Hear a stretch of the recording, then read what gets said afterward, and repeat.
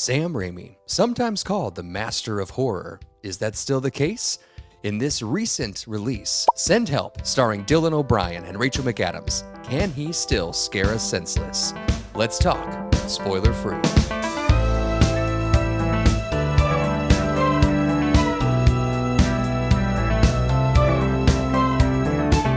This is Popcorn for Breakfast, presented by St. Louis Area Smoothie Kings. Now, here are your hosts, Cam and Kurt.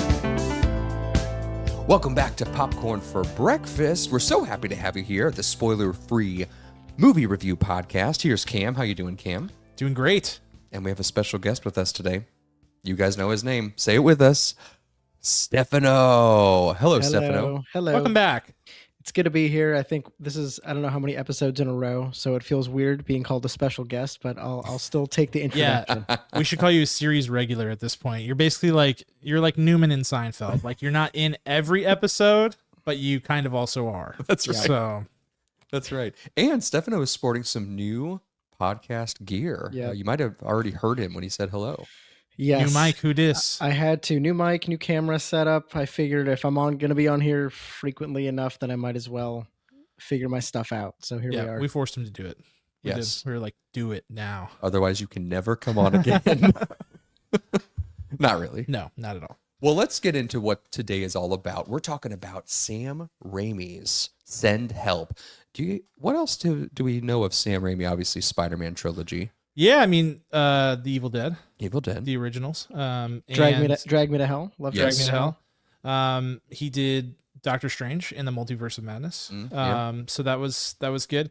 You know, to be honest, like if I'm cards on the table, like Army of Darkness, I think is another movie of his. I am not super well versed on Sam Raimi's full filmography. Same. And I feel like we did a trivia night one time, a movie trivia night with some folks from the St. Louis Film Critics Association. And there were a ton of Raimi related questions regarding The Evil Dead and Army of Darkness and things like that. And I've seen The Evil Dead for sure. I've seen a couple of other movies of his, but I left there going, I need to watch more Raimi. And have I done it? No, I haven't until tonight. That was 6 years ago. It kid. was a long time ago. So yeah, I left Send Help also thinking I should watch more Sam Raimi movies. So yeah.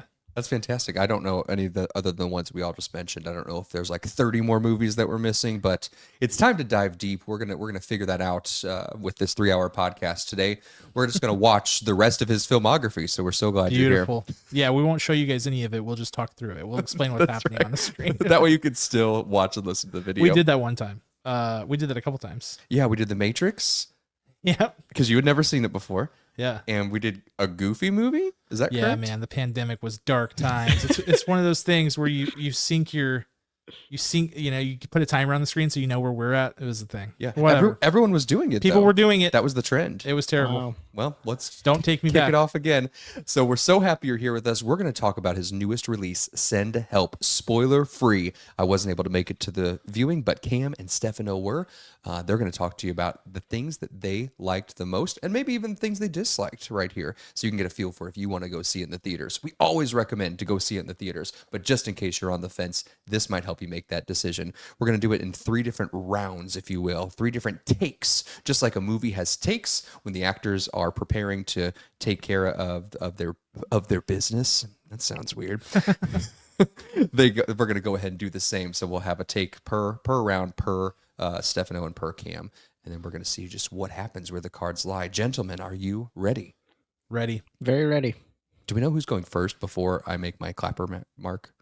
I think Stefano should go first. Sure, I'll go first. Stefano's going first. Hold on. I got to get my sleeve down so you can really hear the smack against my Wow. skin from my palm commitment. to my forearm here. I did it in my car the other day, and I was like, that kind of hurts. It does hurt. I got a newfound respect for you. Yeah, I've lost mobility in half of my arm here. And it so made me feel like we really do need to get a real clapper, even though your clapping is immaculate. we'll get it one day. One day. If you would like to sponsor our clapper, ladies and We'll gentlemen. put your name on it. That'd be great. Sponsored That would by. be smart.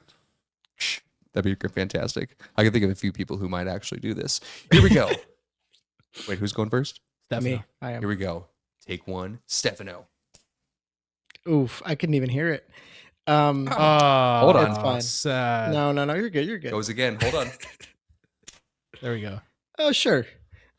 All right, I'm gonna go with the probably lowest hanging fruit here. And Cam, please build on this, but I'm just gonna go with the two lead performances. Um, were like absolutely the highlight of this film. So Dylan O'Brien and Rachel McAdams, and it's one of those situations where you don't even need to see a trailer. You just know that these two are in this movie, and it's going to be worth your time and your money. And they totally delivered. Just awesome performances, but also, like Rachel McAdams playing this super strange, off offbeat, very very interesting character, and she just nails it.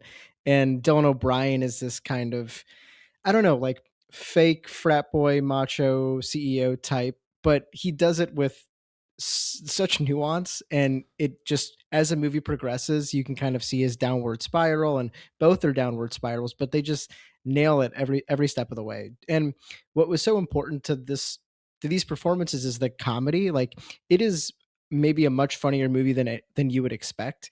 And their comedic timing, their comedic delivery, their comedic noises Dylan O'Brien makes. He has some very very hilarious grimaces throughout, and just like so much of the film is like on their faces, lots of facial close-ups, and they just nail it. Really good performances. The chemistry and the kind of tension between the two is really outstanding. And I think, you know the movie just works best as a vehicle to watch them perform. I think this movie, there's lots of things I loved about it, some things that I may not have liked about it, but I think with two different actors here that it wouldn't deliver as well as it did. So absolutely love those performances. Yeah, man. I couldn't agree more. I think like I was really excited about this movie because of the casting, because I think it's sort of like a, two sides of the same coin, where on one hand you've got Rachel McAdams. We know what she can do. We know that she's, she has a really nice filmography. I just got to say, like, her resume is excellent. I feel like there's a lot of diversity, and I feel like I've always respected her for the way that she's willing to commit to a role. She's really, really excellent. Probably deserved a Academy Award nomination for Are You There, God? It's Me, Margaret. She somehow is still underappreciated. I don't know how, but she's still. Yeah, it's crazy. And then you got Dylan O'Brien, who still is looking for some street cred, I feel like, in general. And I've seen him give a couple of good performances, but this was really excellent from him. And I'm hopeful that this is kind of like a high enough profile movie. I mean, it's a 20th Century Studios release. It's directed by Sam Raimi. I'm hoping people will go see it. This could be a launching pad for him, because the commitment is excellent. And Stefano talked about their sort of descent into madness. So, like, to ground you on this movie, if you've seen the trailer, it's two people who work together essentially end up on a deserted island via a plane crash, and they have to survive together. Now, Dylan O'Brien's character is like the CEO of the company. He's like a C-suite guy. And so his descent is clearly like a descent into madness. Like, he's going from like plush Fortune 500 type living to like literally on an island. And then she is like this sort of survivalist of sorts who enjoys this kind of thing. And so she's kind of like transforming, but in a different kind of way, into a different, like, less mundane person. So it's two totally different character journeys, but I just love the way that they both go there. And Dylan O'Brien particularly knocked my socks off, I think, specifically because I didn't know how far he would go, and he committed like to the nth degree. They both did, but he was the one that I was like, okay, show me something, and he went there. He's so good. He's so good. Someone recommended a movie, just like in passing, called Love and Monsters. Yeah. Mm-hmm. And that movie shouldn't be as good as it is. A big reason why it is because Dylan O'Brien's at the helm. And that was right after Maze Runner. I never watched the Maze Runner films, but I hear he's great in that too. And then I just kept saying, like, oh, the outfit is coming out. I got to watch that. Oh, he's in it. Oh, my goodness. Yeah, he was good in that too. I mean, he keeps delivering. The film Twinless from last year, a lot of people really love that movie. I actually didn't, but I loved his performance so much that I feel more positive on it than I would have been otherwise. He was excellent in that. Oh, It's good. a more dramatic role for him, I would say. That just dropped on Hulu in case anyone wants to check it out. Yes, too. Twinless. nice. Beautiful. Okay, Cam, tell us about your take one. Yeah, my take one is the Sam Raimi effect in this movie, because this one is like full gonzo, cuckoo Sam Raimi, like out there. insane violence and gore and things like that. You know, like I think it's not, I would say it's hard to sort of pin in the genre for this one because it's not strictly horror. It's not strictly thriller. It's not strictly really anything, but I like that about it because I do feel like it kind of keeps you on your toes in terms of like, you know, if you know Sam Raimi, you know it's going to get wacky and get a little weird. You don't totally know where that's going to come from though. Whereas like in a horror movie, you would kind of know that there are specific set pieces coming up and you would kind of have a feel for that. And this one you kind of don't. And it will sometimes surprise you in unexpected ways. Like you might get a really goofy Looney Tunes type scene in an area where you maybe didn't totally expect it. And so I liked that a lot. I love when Sam Raimi like has the freedom to do his thing, which I don't know that I've ever seen him not have the freedom to do his thing, because think about Multiverse of Madness. Like here it is, a Marvel Studios movie. They need it to be good. And it's a Sam Raimi movie. Like that feels very much like a Sam Raimi movie for better or worse. And this is the same thing, you know, big studio movie. He's at the helm and he's doing Sam Raimi things. So I like it. I like whenever it's, you know, you never have to ask yourself, like, is he going to go there in a scene where there's like some sort of violence component? He's going to go there and he's going to find creative ways to show it to you. He's going to find maybe funny ways to kind of show it to you, and sometimes genuinely really scary ways to show things to you. So I loved what he was doing in this film. He seemed to be in his element. Yeah, I think there was earlier-ish on in the film, there's a scene where it's like, oh, this is definitely Sam Raimi, like squirts of blood type situation.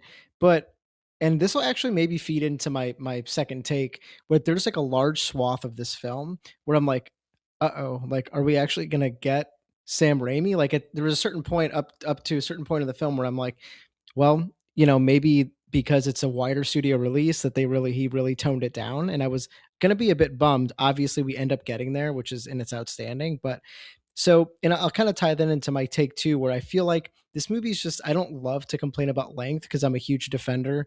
You know, you have people that are like, no movie should be over an hour and a half long. And I disagree wholeheartedly with that. But I think this movie just like, I don't know, like a 10 to 15 minutes, there's a little too much fluff, I think, in the middle. So we get to the point in time where these two end up stranded on this deserted island. And that's, you know, in the trailers, that's the whole premise of the film, where they kind of just do like the same thing over and over again, kind of like the everyday thing. It works because it does build this tension and this unknowingness of what's going to happen. But I do feel like I just got a little antsy, just kind of waiting you know, all stuff to break loose, and which it does kind of get there eventually. But I will say that there was a little bit of a stretch where I kind of wanted things to pick up a bit, but it's not really too much of the detriment. It's more of a nitpick, I think. You know, some of those quiet times were you know, with McAdams and O'Brien, they were all enjoyable times, but wish we got to the Raimi stuff a little quicker, I think is my only gripe there. Well, that's what we're here to do, Stefano. We're here to nitpick. We're Yeah. here to tell them exactly what went wrong. Like Christian Bale. Thanks, Batman. I was like, what's happening here? But yeah, we'll count that. That's my take two, I guess. Beautiful. I would say the length. Yeah. I think that's fair. I think that's a fair critique. I don't know that I like felt it as much as like how Stefano is describing, maybe just because I was like, I could watch these two do island things forever. Like it's just, it was goofy. It was funny. There's like their chemistry was so great, and they had such a great feel for their characters. They were so comfortable in their characters that it's like when you've got good characters, it almost doesn't matter what they're doing. Like, and I think that could be what Sam Raimi's feeling is like, oh, don't cut this out. Like, this is good stuff. Like, they're giving good performances. But yeah, I think it's fair to say that like in a movie like this, where, you know, I think most people would describe it as kind of like a thriller. Like you do need to keep people leaning forward, you know, a little bit. And it does kind of drag a bit in the middle. So I think that's fair. I want to know the trivia behind this movie, like the filming. Like, you know, in some movies, the director's like, hey, you two need to like spend some time with each other. Yeah. Like Ryan Gosling and someone, they had a movie together and they hated each other. I can't remember. It was he and Rachel McAdams hated each other. They did. Oh, also, right. Yeah. This is a different movie. It might have been like Michelle Williams or something. Oh, And Blue Valentine, probably. I think that's what it was. I think they like lived together on purpose, and they're like roommates, and they like hated it, and then they we're friends afterwards. Like, That's awesome. I wonder if they like if Dylan and Rachel, because we're on a first term basis. Yeah, name of course, basis, sure. Yeah. I wonder if they like got dropped on the island like in tents, and be like, all right, we'll be back tomorrow. We'll see you guys tomorrow. Figure it out. You know, Yeah. that'd be pretty fun. I got to find the behind the scenes as soon as possible. Yeah, that would be fun to learn. Tell us your take two, Cam. My take two, I'm going with the Danny Elfman score. Heck yes. This one, dude. First of all, I knew it was Sam Raimi, so I knew there was a chance we had a Danny Elfman score coming at us. And as soon as I heard it, I was like, "Yep, here we are." And what I love about this score so much is it is such an old Hollywood score. Yes. Yep. And I think that plays into the feel of this movie so much because Sam Raimi really wanted it to have kind of an old Hollywood feel. It's really like because this is a pretty, stranded on a desert island type thing. Like that's a pretty plain concept. Like it's a concept that's been done. There's lots of movies about it, etc. And so I think that he wanted it to have that. And I think too, it really helped tie together some of the aesthetic choices with the visual effects and things like that to make it just feel almost like one of those old Universal like monster movies and one of those old Hollywood movies. And the score just really takes it there. And so I can kind of picture Danny Elfman's creative process with Sam Raimi and them kind of like tying together on this and creating this thing. It elevates the movie for me. I think it ties together a lot of things tonally. I loved it. I love Danny Elfman though. that was going to be one of my takes if you didn't hit on that. It just adds a sense of scale to a pretty small movie. It's just a couple of settings, and it was kind of released in January. You don't expect much from it, but when you hear this Danny Elfman score, it's just undeniable. And I absolutely love it about it. And I think, you were kind of saying it, like it's old fashioned filmmaking. And the score just adds to it. And I think, there's so many, like there's some bits of misery in this movie as well. There's Castaway. There's so much in here, and it's not trying to, rewrite the rule book on this type of movie really. But the score is so engaging and so interesting. Beautiful. That was beautifully put. As beautiful as music is, I love that. I love Danny Elfman, dude. Danny Elfman. Yeah. Oh man, I just like. He's the man. He's just the man. Perfect. I'm gonna keep talking like this 70s DJ. Yeah, I like it late night DJ. It's Hey. scaring me. Hey, I'm guys. I'm uncomfy. Hey Stefano, how about your take three? Take three. I think we've talked about it a little bit already, but the comedy in this film was unexpected and just very enjoyable. I don't want to say the film is genreless, but it's hard to pin, and you don't necessarily need to assign a genre to every film.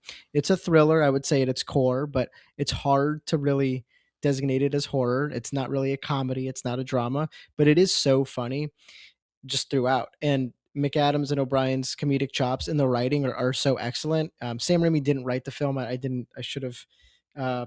It was co-written by Damian Shannon and Mark Swift. So the dialogue was outstanding, and I think the dialogue's outstanding in the sense of the world that was built. A lot of it is, tongue in cheek. A lot of it's, a bit corny here and there, but all for the betterment of the film because of just the style in the way it's made. The comedy works really well. I think you get, funny lines, funny physical reactions and faces, funny situations, funny close-ups. Like there's comedy in so many different ways, and I think that just makes for a super layered film in that regard, and super enjoyable because of it. Yeah, man, our crowd was into it too. Like people were cracking up. It was a critics only screening, so there weren't too many people in there, but it was like, I don't know, a lot of people were picking up what Sam and team were putting down. There's so many reactions. This is like the kind of movie you laugh, you have oohs and ahs and ews and all these things, and it's just like it's a good time. It's just a good time. Mm-hmm. Yeah, that writing duo, that's fantastic. The Damien and whoever else you mentioned, Mark. Yeah. First names, right? Right. All first names. They've written Freddy vs. Jason in 2003 together, Friday the 13th in 2009, and the Baywatch movie with The Rock, Zac Efron in 2017. So they've got some, while those movies weren't successful, I think that, the world of that I could see living here with Raimi's What were we expertise. talking about recently? I think we were talking about like weapons and Zach Krager, but like it just sometimes takes a sick-minded horror freak to write some really good comedy, and that's Yeah. kind of what you get sometimes. Yep, for That's sure. true. And Cam, your final take 3. Yeah, my final take 3 is like not as nice. I do have a few issues with this movie. I particularly have a couple of issues with the story at the end. I like where it lands. I think it is a good place. I think it's a logical place. I think it works thematically. There are some issues though I have with character choices that are made towards the end that I can't really divulge because they will contribute too much to the plot and then people will be spoiled. And there's also some like kind of like plot hole continuity stuff too that I like. They kind of just like brush over. They body swap on the island, right? And they go back like Freakier Friday style. Yeah, they just like I mean I have to dance around it, but there are some plot holes specifically around the like grand finale of the movie that I feel like make it difficult to be like, okay, so how do we land here, you know? Mhm. And particularly some character choices with regards to Rachel McAdams' character, Linda, that I have a couple of gripes with thematically, but I do feel like it still works. I feel like I just have a couple little like, I maybe wouldn't have done it that way. I maybe would have done this instead to maintain this portion of the character or that or whatever. Yeah. So it's just like a little couple nitpicks here and there, but otherwise, I like that the ending is bold. It's a thriller, so you want to have some sort of like you want to land in a non-neutral place. You Mm-hmm. want there to be a resolution that's big and loud and confident, and I feel like this movie delivers on that front. So that's good. Yeah, I think Beautiful. Cam and I touched on that a little bit right after the film because we obviously couldn't talk about it because this is spoiler free. But yeah, I tend to agree with what he's saying about some character choices and maybe some like, I don't want to say like personality transplants, but there's like a little bit of that that's kind of going on here where there's just unexpected character decisions and Yeah. maybe no basis to back it up. And I do think the finale works, but I also think that there was an opportunity to be even Raimier a little bit, even though it did I like that. Raimier. That's Raimier. beautiful. But I did not leave the film like, oh, I was like, sweet, like I was not too mad at where things ended up. So no, I agree with you there. Well, we've talked about it all, guys. We've talked about the acting. We've talked about the comedy. Knock it off. We've talked about the music and some of the upsets. So now we're going to talk about the final score that you would give this. Stefano, you started this thing, so guess what? You All get to right. give us your score first. Fair enough. I'm going to divulge something that I've probably mentioned before, and I've just mentioned it in passing to other people when I talk about movies. For some reason, I do not like movies that take place in tropical settings. Okay. And it is honestly a deterrent for me. Like, if It's I like know, Kirk with colonial movies. yeah, like Carnivals. Carnivals carnivals. too. Yes, you don't like carnivals. So like if a movie's going to take place primarily like on an island or something like that, I'm just not too interested in it. And so this movie already had that going against it. Yeah. But honestly, it didn't. It was fine. I wasn't too scared of the tropical. I just kind of find the setting to be boring. But sometimes that's the point, right? And especially in a film like this where you can only see so much, you see the same thing over and over again. I totally get it. Anyway, I like the movie a lot for all the reasons I gave. Had some gripes here and there with the length and with some of the character choices, like you were saying, Cam. But as like a whole piece, it's super enjoyable. It's one I'd like to recommend. I think it's not so bonkers gonzo that you couldn't recommend it to your friends and family. I think it's easy to recommend. But really enjoyed it. I'm tough scores. It's so early because it's tough to compare it to other films, but I'm at a 7.0, around 7.0 on this one. 7.0. Beautiful. Yeah. Cam, how about you? Good score. Yeah. I like Send Help. I like it a lot. I think it's a good movie. I think it's, it has a little bit of, I have a few issues with it, as I said. There are other things with it. It's a little bit rough around the edges visually at times and things like that. But overall, I think it's really solid. I like the storytelling a lot. There's some really good storytelling fundamentals in here when you think about, the age-old tactic of Chekhov's gun and really using that to its fullest potential. And I think there's a lot of really good things going on thematically. I like that it's a satire. This whole like the thing that they poke fun of at the beginning of the movie is like this whole like the people who are high ranking at companies are, golf buddies and things like that. It's really not far off base at all. They take it to an extreme by like yucking it up and making it like over the top. So they make their point. But I mean, you work in corporate America long enough, you see a lot of that going on. So, I mean, it's really not hard to convince people to buy into this story. I think it's really smart. Sam Raimi had a ton of fun with it. The cast had a ton of fun, super bought in. Rachel McAdams and Dylan O'Brien, just excellent across the board. I want to see more from both of them immediately. So yeah, I'm high on this movie. I'm at a 7.7. Great. Both in the 7s here today. Yeah. Rachel McAdams got her star on the Walk of Fame as early as today, I believe that ceremony was. Yeah. That was pretty fun to see the pictures. And it was touching. Domhnall Gleeson or Domhnall, or however you pronounce it. No one knows. Yeah, his speech was excellent, and it was great to see how much it meant to her. You know, like she was really moved to tears.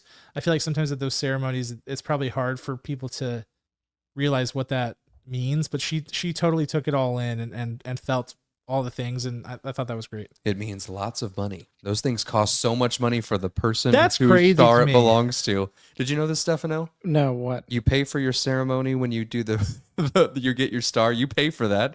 You pay for like ongoing maintenance, like an annual fee for your star. It's crazy. You would always just think that it's like the Academy or something. Sure. They're like, they voted you like, yeah, we'll get you a star. No problem. No, it's like all this money. LA taxpayers were like, Unbelievable. That's right. Even though it's like a huge tourist attraction. It so is. it like for sure has economic benefit anyway. It does. It's fine. Rachel McAdams has plenty of money. All those guys on the Walk of Fame, probably when they got their star have plenty of money, so it's fine. They do. So you guys got to go see Send Help so that Rachel McAdams can continue to pay for that star that they just landed out in LA. What did you think about this movie? If you're going to the theater, or if you did already see it, if you saw it early, if Sam Raimi is your favorite director and you know all of those other movies in his filmography, we want to know from you. We encourage you to see this movie in theaters. See if your score aligns with Cam and Stefano. See if it's completely the opposite or way higher for your score. We want to know all these things. But we sincerely thank you for tuning in for our spoiler-free movie review podcast. You can check out all of our other content online, all of our YouTube video, Facebook, Instagram, X, TikTok, lots of that stuff coming this year. You can listen to us if you're already listening to us on Apple Podcasts, Spotify, or wherever else in the world you might find your podcasts. All of our content written, visual, audio, online at our website at popcorn4breakfast.com. That's popcorn4breakfast.com. A special thank you to our title sponsors, St. Louis Area Smoothie Kings. A special thank you to our audio engineer, executive producer, Ryan Spriggs, and all of the original music is provided by the band Rhetoric. We will talk to you all very soon. See ya.